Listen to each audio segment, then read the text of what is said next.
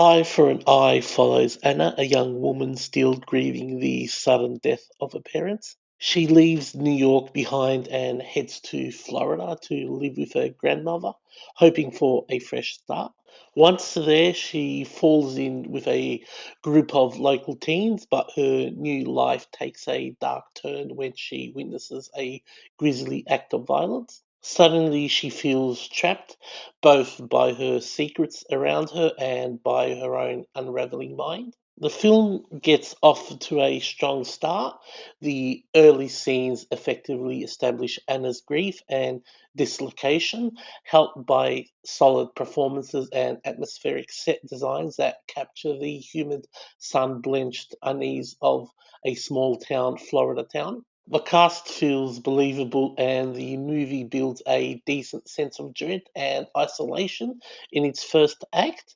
Unfortunately, Eye for an Eye loses its way as the film progresses. What begins as a promising teen horror thriller becomes increasingly confusing. The hallucination sequences often feel disjointed and unclear, leaving the audience more puzzled than unsettled or scared. Later, the film introduces a subplot involving lucid dreaming that only adds another layer of muddled plotting without satisfactorily tying things together. By the final act, the story feels overstuffed and also undercooked in some places, struggling to balance its psychological elements with the more straightforward horror aspects of the plot. That said, it's not all bad. Visually, the movie is often stunning.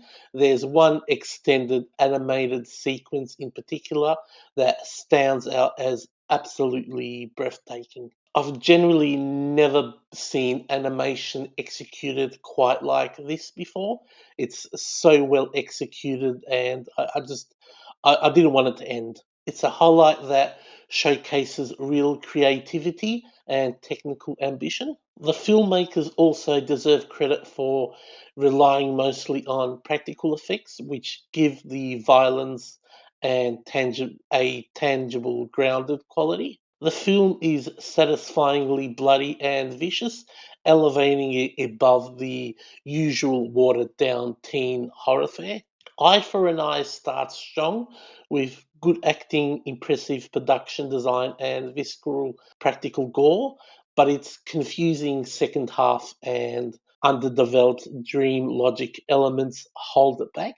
If you're in the mood for a stylish, bloody horror movie with a striking visual flair, especially that animated sequence, there's enough here to enjoy. Just don't expect the story to come together or full circle. This film is worth a watch for ambitious moments, but it falls short of its potential. I'm also liking these new Southern Gothic type horror movies that have been released of late.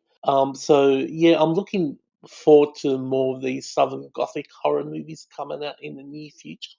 So my review for this movie is a straight down the middle 2.5 out of 5. If you like this sort of content, don't forget to subscribe to my YouTube channel for more upcoming horror movie reviews.